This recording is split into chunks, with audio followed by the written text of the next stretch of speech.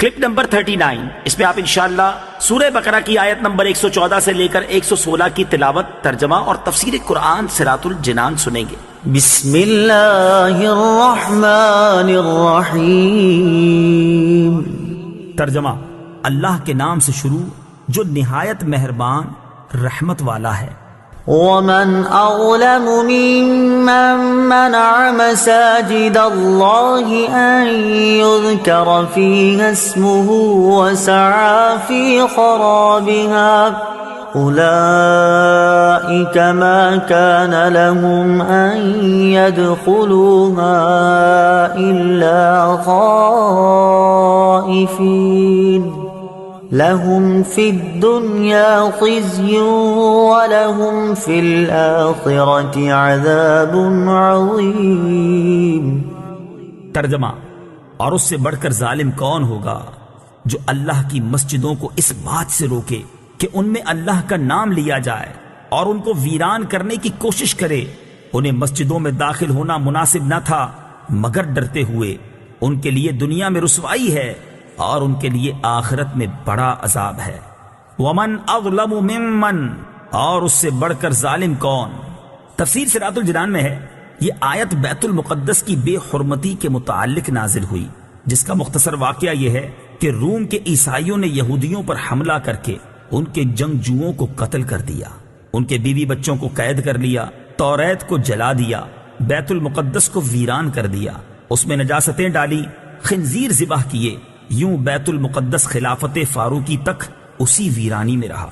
آپ رضی اللہ تعالی عنہ کے عہد مبارک میں مسلمانوں نے اسے بنایا۔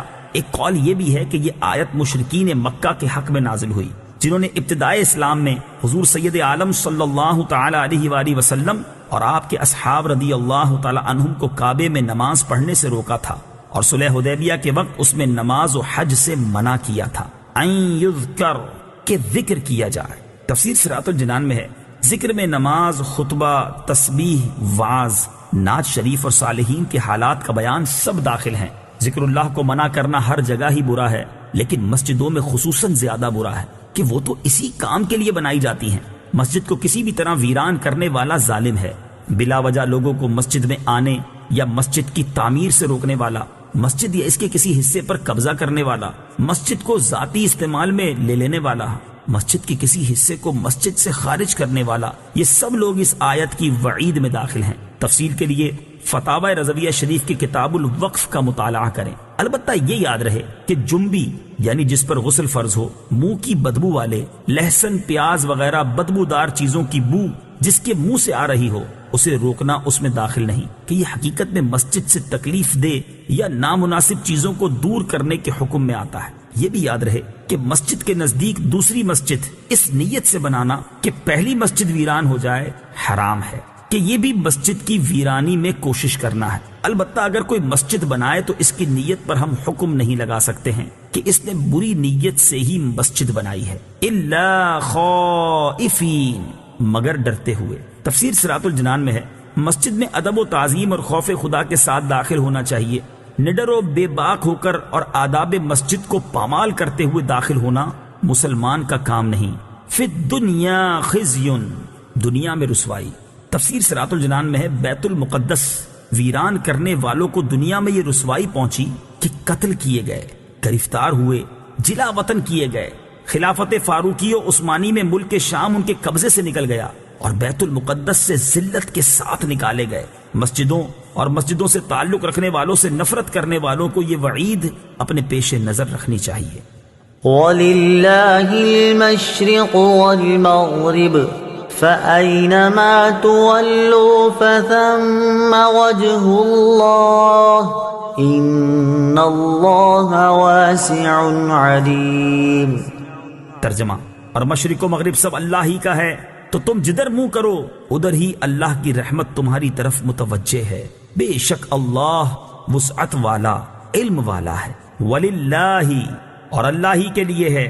تفسیر صراط الجنان میں ہے ایک مرتبہ صحابہ کرام علیہم رضوان تاریک رات میں سفر میں تھے، قبلہ کی سمت معلوم نہ ہو سکی، ہر شخص نے جس طرف اس کا دل جمع نماز پڑھ لی۔ صبح کو بارگاہ رسالت میں حال عرض کیا تو یہ آیت نازل ہوئی۔ حضرت عبداللہ ابن عمر رضی اللہ تعالیٰ عنہ فرماتے ہیں یہ اس مسافر کے حق میں نازل ہوئی جو سواری پر نفل ادا کرے، اس کی سواری جس طرف متوجہ ہو جائے اس طرف اس کی نماز درست ہے۔ فَأَيْنَمَا تُوَلُّوا، تو تم جدھر منہ پھیرو۔ تفسیر صراط الجنان میں ہے، معلوم ہوا کہ قبلہ کی سمت معلوم نہ ہو سکے تو جس طرف دل جمے کہ خانہ کعبہ اسی سمت ہوگا تو اسی طرف منہ کر کے نماز پڑھے۔ اس بارے میں تفصیلی احکام جاننے کے لیے بہار شریعت حصہ 3 کا مطالعہ فرمائیں۔ یہ یاد رہے کہ خانہ کعبہ ہی قبلہ ہے، یہاں جو اجازت ہے وہ مخصوص صورتوں میں ہے۔ وقالوا اتخذ الله ولدا سبحانه بل له ما في السماوات والأرض كل له قانتون۔ ترجمہ، اور مشرکوں نے کہا اللہ نے اپنے لیے اولاد بنا رکھی ہے، وہ پاک ذات ہے، بلکہ جو کچھ آسمانوں اور زمین میں ہے سب اسی کی ملکیت میں ہے، سب اس کے حضور گردن جھکائے ہوئے ہیں۔ سبحانہ، اللہ پاک ہے۔ تفسیر صراط الجنان میں ہے، یہودیوں نے حضرت عزیر علیہ الصلوۃ والسلام کو اور عیسائیوں نے حضرت عیسیٰ علیہ الصلوۃ والسلام کو خدا کا بیٹا مانا، جبکہ مشرکین عرب نے فرشتوں کو خدا کی بیٹیاں قرار دیا۔ جیسا کہ تینوں چیزیں قرآن پاک میں مذکور ہیں، ان سب کے رد میں یہ آیت نازل ہوئی، لہو ما فی السماوات، اسی کا ہے جو آسمانوں میں ہے۔ تفسیر صراط الجنان میں ہے، کسی کی اولاد اس کی ملکیت نہیں ہو سکتی، اور جب آسمانوں اور زمین کی ہر چیز اللہ تعالیٰ کی ملکیت ہے تو اس کی اولاد کیسے ہو سکتی ہے؟ نیز اولاد حقیقت میں ماں باپ کا جز ہوتی ہے، اور آدمی اپنے جز کا مالک نہیں ہوتا۔